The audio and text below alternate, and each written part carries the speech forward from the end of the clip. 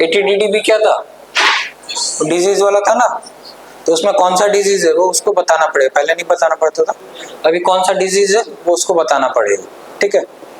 ATDD और ATU याद आ रहा है, वही मेडिकल एक्सपेंडिचर रिलेटेड ही था, है ना। एक हो गया कि वो खुद डिपेंडेंट है, मतलब खुद उसको बीमारी हुआ है, दूसरा कौन सा हो गया, एक हो गया वो खुद डिसेबल है, दूसरा हो गया कोई उसके ऊपर डिपेंडेंट है, डिपेंडेंट मतलब कोई भी हो सकता है, डिपेंडेंट भाई बहन बेटा बेटी कोई भी हो सकता है, फादर मदर, तो जो भी उसके ऊपर डिपेंडेंट है, एक उसका सेक्शन हो गया, दूसरा सेक्शन क्या हो गया, वो खुद उसको डिसेबल है वो, ठीक है। खुद डिसेबल है फिर भी अगर कमा रहा है तो उसको डिडक्शंस मिलते हैं, ठीक है। तो इसमें क्या क्या पूछेगा, डिजीज का नाम, कौन सा बीमारी हुआ है, ठीक है। डिसेबल अगर है तो कुछ उसको हुआ होगा ना, कि कुछ होने के कारण डिसेबल हुआ होगा। डिजीज का नाम, अगर डिपेंडेंट के लिए क्लेम कर रहा है तो डिपेंडेंट के साथ उसका क्या रिलेशनशिप है, ठीक है, उसका बेटा है बेटी है फादर मदर कौन है, क्या रिलेशन है दोनों के बीच, तो दोनों के रिलेशनशिप पूछेगा। फिर अमाउंट ऑफ एक्सपेंडिचर, कितना खर्चा किए, और डिसेबिलिटी परसेंटेज, परसेंटेज क्यों पूछ रहा है, परसेंटेज के हिसाब से अलग अलग लिमिट था ना, एक में 40,000 है एक दूसरे में वैसे, तो कितना परसेंटेज डिसेबिलिटी है उस हिसाब से रेट आएगा। एज क्यों पूछ रहा है, एज के हिसाब से भी अलग अलग अमाउंट था, ठीक है। एज, और उसके लिए हम बोले थे ना एक सेपरेट फॉर्म भरना पड़ता है, याद आ रहा है, फॉर्म कहाँ से भरेंगे, इनकम टैक्स में लॉग इन करेंगे, फिर ई फाइल के बाद फर्स्ट ऑप्शन क्या था, income tax return, second option income tax forms, तो कहाँ जाएंगे फॉर्म के लिए, इनकम टैक्स फॉर्म्स, रिटर्न भरना होगा कहाँ जाएंगे, first option income tax return, ठीक है। और फिर थर्ड ऑप्शन में क्या था, ई पे टैक्स, टैक्स भरना होगा कहाँ जाएंगे, ई पे टैक्स, चालान डाउनलोड करना होगा कहाँ जाएंगे, ई पे टैक्स में जाके, थर्ड वाले में रहता था ना, याद आ रहा है, चलान हिस्ट्री, थर्ड वाले में चलान हिस्ट्री रहता था ना, वहां से न्यू पेमेंट करना होगा, उसी के राइट साइड में 3 डॉट रहता था, उसमें क्लिक करके क्या करेंगे, तो वहां से कॉपी डाउनलोड कॉपी डिटेल्स वो सब मिल जाएगा, और न्यू पेमेंट के लिए उसके जस्ट ऊपर में न्यू पेमेंट करके प्लस का सिंबल होगा, ठीक है। न्यू पेमेंट में जाएंगे फिर क्या ऑप्शन आएगा, ईयर सेलेक्ट करने का, ठीक है। ईयर कौन सा होगा अभी हम लोग का, कौन सा 24-25 असेसमेंट ईयर, कौन सा 24-25 25-26 होगा ना, वो तो फाइनेंशियल ईयर हो गया, ठीक है। तो वो सब में गलती नहीं करना है। पेमेंट किस हेड में होगा, सेल्फ असेसमेंट, याद आ रहा है, बता देना पेमेंट किस में करेंगे, पहला ऑप्शन आ जाएगा इनकम टैक्स, उसको सिलेक्ट करेंगे, उसको सिलेक्ट करने के बाद फिर और क्या आएगा, माइनर हेड पूछेगा, ठीक है। मेजर हेड क्या होगा, इनकम टैक्स, फिर माइनर हेड पूछेगा, माइनर हेड में क्या हो गया, self assessment tax, first option self assessment 300, उसको सिलेक्ट करके प्रोसीड करके फिर किसके थ्रू पेमेंट करेंगे, ऑनलाइन नेट बैंकिंग के थ्रू कर सकते हैं, कार्ड के थ्रू कर सकते हैं, debit card credit card UPI, but debit card credit card UPI ये सब में लिमिटेड बैंक्स का ऑप्शन रहता है, ठीक है, बट उनके थ्रू भी किया जा सकता है अगर वो ऑप्शन है तो, ठीक है। इसी तरह से अगर जो एनपीएस क्लेम कर रहे हैं, एनपीएस कौन सा वाला, एम्प्लॉयर वाला तो फॉर्म 16 में आ जाएगा, बट एम्प्लॉय जो कंट्रीब्यूट किया है कितना मिलता था एक्स्ट्रा एडिशनल 50,000, किसमें 80 CCD 1B, ठीक है। एम्प्लॉयर वाला क्या था 80 CCD सबसेक्शन 2, एम्प्लॉय वाला क्या है 80 CCD 1B, उसमें एडिशनल 50,000, उसके लिए भी हम लोग कुछ प्रूफ देना पड़ेगा, प्रूफ में एक पैन नंबर रहता है, ठीक है। तो ये जिसके थ्रू भी अगर वो कर रहा है, मतलब जिसके जहाँ पर भी इन्वेस्ट किया है, तो उसको एक मिलेगा ना कुछ प्रूफ, रिसिप्ट मिलेगा ना, उसमें एक पैन नंबर लिखा होगा PRAN, तो वो नंबर वहाँ पर कोट करना जरूरी है, ठीक है। तो अभी से जो भी डिडक्शंस वो क्लेम कर रहा है सबका कुछ प्रूफ या डॉक्यूमेंट नंबर देना जरूरी है। तो जैसे कि 80C में पॉलिसी नंबर दे दिए, 80D में हेल्थ इंश्योरेंस कंपनी का नाम और पॉलिसी नंबर, ठीक है, ये लिखा है ना बाइफरकेशन 80C, फिर डॉक्यूमेंट नंबर मैंडेटरी, 80DD में नेम ऑफ डिजीज, DD में ये हेल्थ इंश्योरेंस में कंपनी का नाम और पॉलिसी नंबर, ठीक है।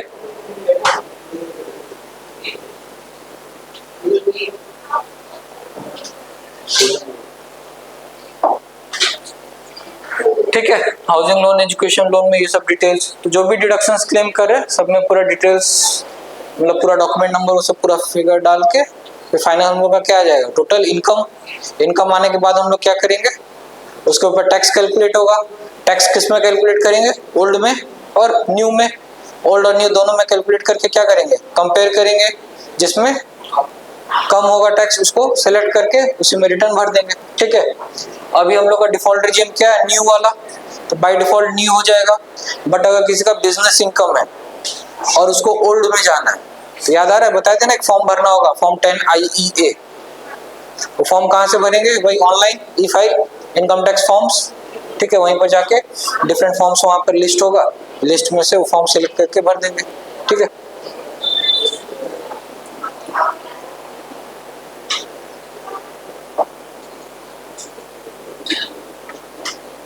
रीबेट क्या होता है? ओल्ड में कितना है? 5 लाख से अगर बिलो टैक्स हुआ तो रीबेट मिल जाएगा। न्यू में क्या है? 7 लाख, 7 लाख से बिलो अगर टैक्स है तो रीबेट मिल जाएगा। रीबेट मतलब कुछ भी टैक्स देना नहीं पड़ेगा। बट रीबेट किस में मिलेगा? नॉर्मल इनकम में। अगर कुछ स्पेशल इनकम है, ठीक है, तो उसमें न्यू वाले में रीबेट ऑप्शन अवेलेबल नहीं है। सपोज उसका टोटल इनकम सिर्फ 50,000 ही है, लेकिन इनकम फ्रॉम लॉटरी है, तो भी उसको टैक्स देना पड़ेगा। ठीक है, अगर सपोज रीबेट कब है? सिर्फ नॉर्मल इनकम है। अगर कुछ स्पेशल इनकम है उसमें रीबेट ऑप्शन अवेलेबल नहीं। ठीक है, मार्जिनल रिलीफ कुछ याद आ रहा है क्या? थोड़ा मार्जिनल रिलीफ कुछ याद आया?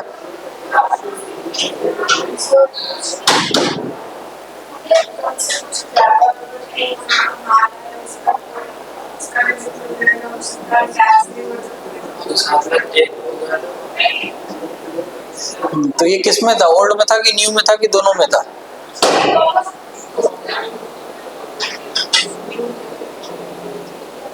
न्यू में। ठीक है, तो ये जो था मार्जिनल रिलीफ क्या होता है कि सपोज आपका इनकम 5 लाख है, ठीक, ओल्ड में हम बता रहे, सपोज इनकम कितना? 5 लाख। 5 लाख 1 रुपया हो गया। रीबेट का कंडीशन क्या है? 5 लाख से नीचे रहेगा तभी मिलेगा।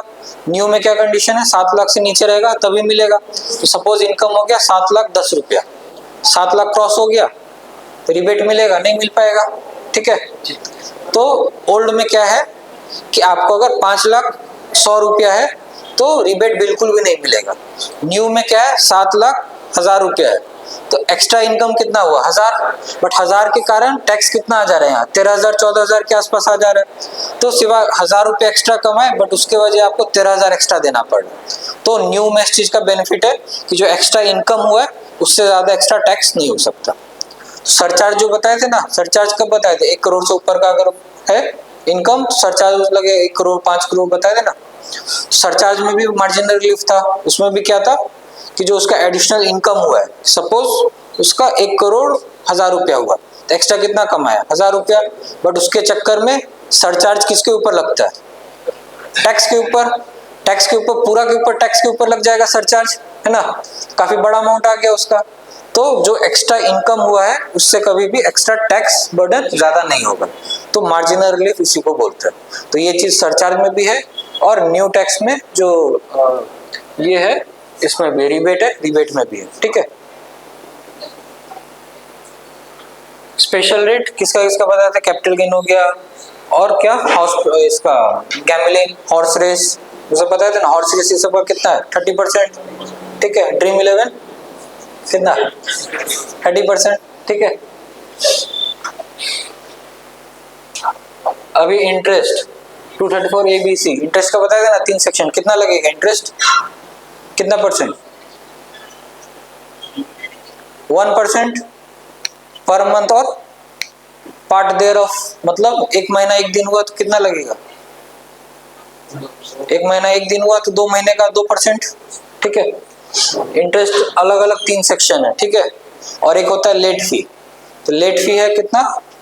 1000 रुपया और 5000 है। 1000 रुपया कब है? अगर सपोज इनकम 3 लाख से लेके 7 लाख, 3 लाख से लेके 5 लाख है तो 1000 रुपया लेट फी है। 5 लाख से ऊपर है इनकम तो 5000 लेट फी है। लेट फी कब लगेगा? ड्यू डेट के बाद।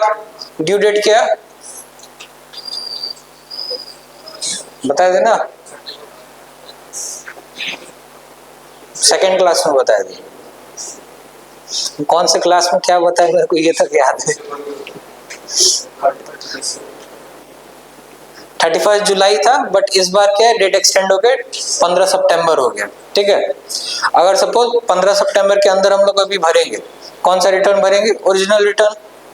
उसमें कुछ गलती हो गया तो हम लोग रिवाइज रिटर्न भर देंगे। अगर सपोज 15 सितंबर तक रिटर्न नहीं भर पाए तो क्या भरेंगे? Belated return. उसका लास्ट डेट 15 सितंबर।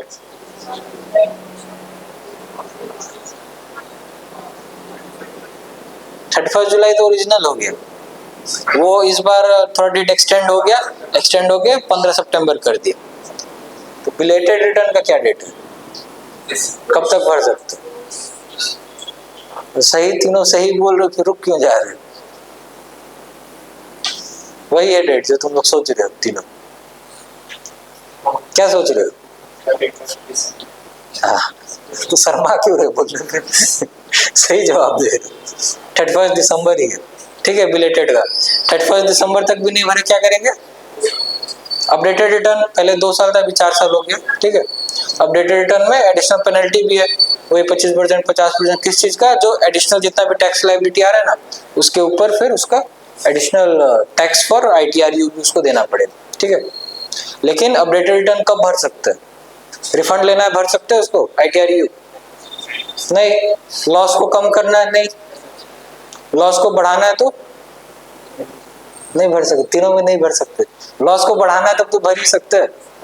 हाँ, लॉस को घटाना है तो गवर्नमेंट का फायदा है कि बढ़ाने से फायदा है? लॉस को बढ़ाने से गवर्नमेंट का फायदा है। लॉस अगर उसका कम होगा तभी तो कैरी फॉरवर्ड कम होगा, तो टैक्स गवर्नमेंट को ज्यादा मिलेगा। तो लॉस अगर कम हो रहा है, अगर हम लोग रिटर्न में लॉस कम करके दिखा रहे हैं तो भर सकते हैं, बट लॉस अगर बढ़ा के दिखा रहे हैं, इंक्रीज करके दिखा रहे हैं तो नहीं भर सकते। गवर्नमेंट को अगर कुछ रुपया नहीं मिल रहा है तो नहीं भर सकते। गवर्नमेंट को रुपया मिल रहा है, टोटल इनकम बढ़ा के हम दिखा रहे हैं तो भर सकते हैं। अगर सपोज लास्ट टाइम रिटर्न नहीं भरा था तो कुछ टैक्स पेड आ रहा है तो भर सकते हैं। ठीक है,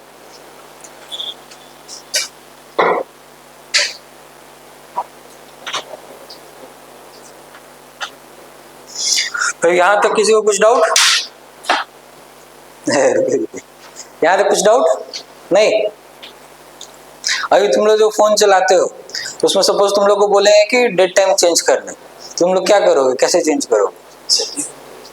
सेटिंग्स में जाके। तुम लोगों को सिखाया कि सेटिंग्स में जाके या कहीं पढ़े हो? नहीं पढ़े हो। मान लो सेटिंग्स में भी गए, पूरा खोज लिए, नहीं हो पा रहा है, फिर क्या करोगे? किसी से पूछोगे या फिर ऑनलाइन में खोजोगे, यूट्यूब में खोजोगे, गूगल में खोजोगे। तो इसी तरह से हम तुम लोग को अभी बेसिक बता दिए। ठीक है, अभी काम किस में होगा? सॉफ्टवेयर में। तो अगर सपोज सॉफ्टवेयर में कुछ नहीं आ रहा है तो तुम लोग क्या करोगे? बैठे रहोगे कि नहीं मेरे को नहीं आ रहा है, मेरे से नहीं होगा, क्या करोगे? मेहनत करोगे ना, पहले खुद खोजोगे, पहले क्या करोगे? खुद से ट्राई करोगे कि उसमें 4 ऑप्शन है। अगर सपोज इनकम से रिलेटेड है तो इनकम से अगर वो चीज, मतलब सपोज क्या नहीं आ रहा है, इनकम रिलेटेड कुछ नहीं आ रहा होगा, तो उसको क्या करोगे? कहाँ खोजोगे? अगर सपोज जैसे फोन में हम बोले कि कुछ टाइम चेंज करना है, कहाँ खोजोगे? सेटिंग्स में जाके। अगर मैसेज में कुछ प्रॉब्लम है, कहाँ ढूंढोगे? मैसेज में जाके। व्हाट्सएप में कुछ प्रॉब्लम है, कहाँ जाके सर्च करोगे? टेलीग्राम खोल के तो सर्च नहीं करोगे ना, कैसे होगा? व्हाट्सएप में जाके देखोगे, वहां ऑप्शन देखोगे क्या क्या ऑप्शन है, इस ऑप्शन में जाऊंगा तो क्या होगा, सेकंड ऑप्शन में जाके देखते क्या होगा, वैसे करोगे ना। तो वैसे ही अगर यहाँ पर भी तुम लोग को इनकम रिलेटेड प्रॉब्लम आएगा, कहाँ जाके चेक करोगे? जाओगे, देखोगे इनकम हेड्स में वहाँ क्या क्या ऑप्शन है, ये वाला ऑप्शन में क्या जाएगा, उसमें क्या जाएगा। डिडक्शन रिलेटेड कुछ प्रॉब्लम है, कहाँ जाके चेक करोगे? डिडक्शंस में। अभी इनकम हेड में भी सपोज सैलरी रिलेटेड कुछ तुमको प्रॉब्लम है, सपोज एग्जाम्पशन कुछ डालना है, एग्जाम्पशन रिलेटेड कुछ प्रॉब्लम है सैलरी का, कहाँ पर जाके सर्च करोगे उसको? सैलरी में। तुम लोगों को ये तो पता चल गया ना कि सैलरी में क्या जाता है, हाउस प्रॉपर्टी में क्या जाता है, अदर सोर्स में क्या जाता है। तो जब तुम लोग को मालूम है कहाँ पर क्या जाता है, फॉर्म तुम लोग को डाउनलोड करना बता दिए, कहाँ से क्या फॉर्म डाउनलोड होगा। फॉर्म तुम लोग के पास है, डॉक्यूमेंट तुम लोग को मिल गया। फर्स्ट तुम लोग का प्रॉब्लम क्या है? डॉक्यूमेंट नहीं मिलता है। डॉक्यूमेंट मिल कहाँ से मिलना वो बता चुके, डॉक्यूमेंट इजिली मिल जाएगा। डॉक्यूमेंट का पासवर्ड क्या रहता है वो भी बता दिए, कैसे एक्सेस करना है, डॉक्यूमेंट एक्सेस कर लोगे। तो अभी नेक्स्ट क्या है, कौन सा अमाउंट कहाँ जाएगा?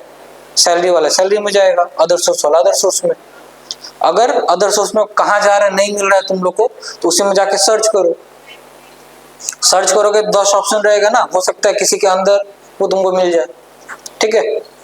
अब अगर सपोज जैसे मान लो रेंटल इनकम तुम ढूंढ रहे हो, रेंटल इनकम बाहर में तुमको नहीं दिख रहा, तो 2-4 ऑप्शन वहां होगा, उसके अंदर क्लिक करके अंदर जाना, अंदर मिल जाएगा ऑप्शंस, वही करोगे ना। डिडक्शंस कुछ है, अगर नहीं पता चल रहा कहाँ पर है तो वहां पे पढ़ो क्या लिखा हुआ है, ATC लिखा होगा, ATC में जब क्लिक करोगे तो वो ओपन हो जाएगा, ओपन होके उसका जो बाइफर्केशन है वहां लिखा रहेगा कि क्या क्या है, जो भी है उसमें तुमको डालना है।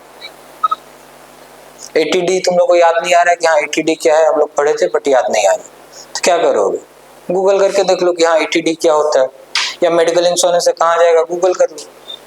वैसे ही करते हो ना फोन के लिए, तो फोन के लिए इतना मेहनत करते हो तो पढ़ाई लिखाई में क्यों नहीं वो मेहनत करते हो, सेम चीज कर सकते हो ना। तो ये वाला भी अभी तुम लोग थ्योरी समझ गए, पूरा प्रैक्टिकल को कैसे करोगे। सॉफ्टवेयर है, सॉफ्टवेयर में पहले क्या पूछेगा, बेसिक इन्फॉर्मेशन। बेसिक इन्फॉर्मेशन मतलब क्या क्या होता है, नॉर्मल अगर किसी का भी बेसिक इन्फॉर्मेशन पूछा जाए, अगर सपोज जैसे ये है, ठीक है, इसका मेरे को बेसिक इन्फॉर्मेशन जानना है, इसका हम क्या क्या पूछेंगे, नाम क्या है, एड्रेस क्या है, और फादर नेम क्या है, डेट ऑफ बर्थ क्या है, ठीक है, वही सब पूछेंगे। आधार नंबर क्या है, बैंक का डिटेल मांगेंगे, तो वहां पर भी वही सब डिटेल पूछेगा। अब जहां पर नाम देने का है तो वहां पर तो पढ़ के समझ में आ रहा है ना, कि फर्स्ट नेम लिखा है तो वहां पर क्या जाएगा, फर्स्ट नेम जाएगा। तो वो मेरे को बताना है क्या, नहीं, इतना है ना कॉमन सेंस। अगर वहां फर्स्ट नेम पूछ रहा है क्या जाएगा, वहां फर्स्ट नेम। लास्ट नेम पूछा है तो क्या जाएगा, लास्ट नेम। एड्रेस पूछा है तो क्या जाएगा, तो उस किसका एड्रेस जाएगा, उसी का एड्रेस जाएगा ना, मेरा एड्रेस तो वहां जाएगा नहीं। तो अगर वहां एड्रेस पूछा है क्या करेंगे, एड्रेस डाल देंगे। अब अगर सपोज क्या होगा, एड्रेस वहां पर डाले, सेव किए, सेव करने में एरर आ गया।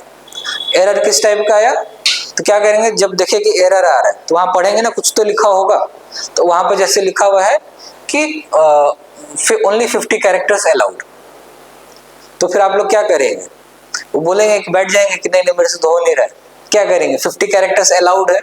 तो अगर सपोज अपार्टमेंट लिखा उसको शॉर्टकट में लिख दिए APT, या जो एक्स्ट्रा अननेसेसरली जो डिटेल्स है उसको हटा दिए, 50 से नीचे हो गया, एरर अपने आप हट गया ना।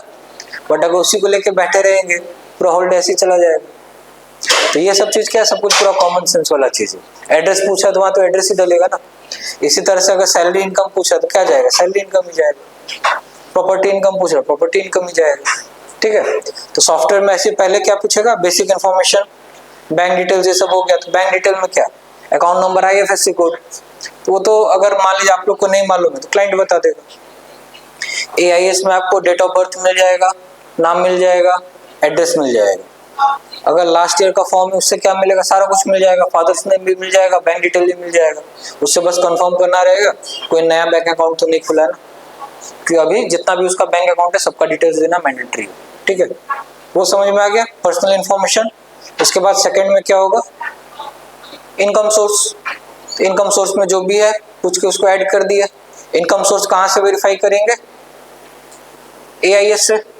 बताए थे ना, पहले क्या करेंगे, सबको ऐड करेंगे, ऐड करने के बाद पूरा काम हो जाने के बाद भी आपको क्रॉस चेक करना है। किससे क्रॉस चेक करना है, AIS से। अगर कुछ ये है टैक्स पेमेंट का है, किससे क्रॉस वेरीफाई करेंगे, 26S। पहले तो अपलोड कर देंगे, डेटा सब आ जाएगा, बट लास्ट में उसको एक क्रॉस वेरीफाई मैच भी करना है कि हाँ डेटा सही लिया है कि नहीं लिया है, ठीक है। कैपिटल गेन को किससे वेरीफाई करेंगे, जो सेल ट्रांजैक्शन है, सेल को टोटल करना है और किससे मैच करना है, AIS से। तो ये सेल यहाँ का जो है AIS से मैच होना चाहिए। अगर सपोज कैपिटल गेन में 1 लाख है, AIS में 1.5 लाख है, इसका मतलब क्या है कि उसका 2-3 मल्टीपल ब्रोकिंग होगा ना। हो सकता है एंजल वन में भी कर रहा हो, जीरोधा में भी कर रहा हो, HDFC में भी कर रहा हो, आपको सिर्फ 2 का स्टेटमेंट मिला हो, तीसरे वाले का स्टेटमेंट मांगेंगे तो रिमेनिंग जो डिफरेंस अमाउंट है मिल जाएगा। तो कैसे पता चलेगा, वो सेल का यहाँ का टोटल करेंगे, AIS से मैच करेंगे, पता चल गया।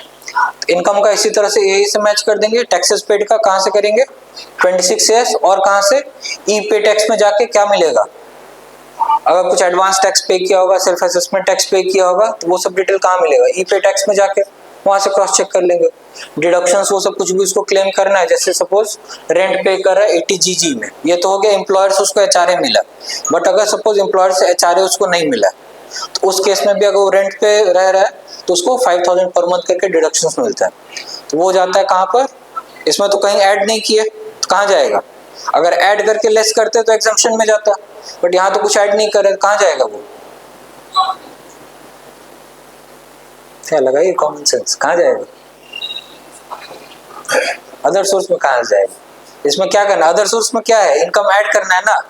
इसमें क्या रेंट पेड हम क्लेम कर रहे हैं, एक हो गया मेरा जो कमाई है जो ऐड होके उसके ऊपर हम टैक्स देंगे, दूसरा हो गया बेनिफिट जो मेरे को मिला डिडक्शंस। तो यहाँ तो लेस हो रहा है ना, लेस हो रहा है, कहाँ जाएगा, डिडक्शंस में, तो 80GG में जाएगा वो। इसी तरह से एनजीओ में जो डोनेट किया कहाँ जाएगा, 80G डोनेशंस, ठीक है। पॉलिटिकल पार्टी को जो किया है कहाँ जाएगा, 80GGC। रिसर्च एसोसिएशन 80GGA, लिखवाए देना सारा कुछ, तो याद करना होगा, ठीक है। ऐसे भी वो जब काम करेंगे ना तो याद रह जाएगा काम करते करते, लेकिन फिर भी थोड़ा अगर कोई पूछ लेगा तो जानकारी होना जरूरी है ना, ठीक है। तो डिडक्शंस वाला क्लियर है। वो सब करने के बाद दोनों का रेट का दोनों रेजिम में कंपेयर कर लेंगे। अभी रेजिम याद है, ओल्ड में कितना था, 0 से 2.5 लाख तक 0%, 2.5 लाख से 5 लाख 5%, 5 लाख से 10 लाख 15 कहाँ से आ गया, 10 5 बढ़ाते जाओ, 20% था ना, 20 लास्ट था, और 10 से लाख से ऊपर से कमाई है ही नहीं किसी। 10 लाख से अबव का हुआ तो 30%, ठीक है। अप टू 2.5 लाख 0, 2.5 लाख से 5 लाख 5%, 5 से 10 20, 10 से ऊपर 30। ये किसका है, ओल्ड टैक्स रेजिम। न्यू का क्या था, 0 से 3 लाख 0, 3 से 7 5, वैसे करके यहाँ बढ़ते जा रहा था, उधर भी क्या बढ़ते जा रहा था, कितना 5 10 15 20, मैक्सिमम कितना 30% है, ठीक है। तो ये हो गया टैक्स। टैक्स के बाद और उसमें क्या ऐड होता है, सेस, याद आ रहा है, जितना भी टैक्स कैलकुलेट हुआ है, जो टोटल टैक्स पेएबल है उसका फिर 4% ऐड कर देंगे सेस, ठीक है। जो भी टैक्स आ रहा है, सपोज 100 रुपया टैक्स आया, 1000 रुपया इनकम है, सपोज 100 रुपया टैक्स हुआ, सेस कितना आया 4, टोटल टैक्स लायबिलिटी कितना हुआ 104। उसके ऊपर फिर अगर ये इंटरेस्ट है तो इंटरेस्ट वो सब ऐड होगा, सरचार्ज है वो सब ऐड होगा, ठीक है। अभी यहाँ तो कुछ डाउट, थ्योरी वाला पूरा खत्म, एक बस आप लोगों को प्रैक्टिकल दिखाना है, ठीक है। 5-10 मिनट रेस्ट ले लीजिए, फिर बताते प्रैक्टिकल।